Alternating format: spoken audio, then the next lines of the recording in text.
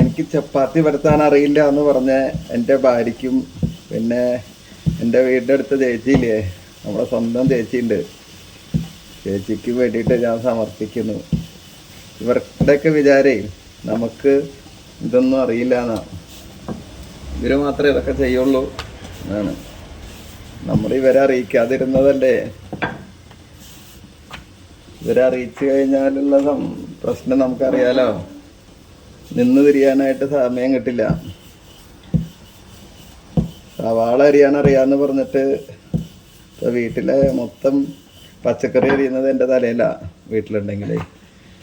അപ്പോൾ നമ്മൾ ബുദ്ധിപൂർവ്വം കളിച്ചില്ലെങ്കിൽ പണി വാളും.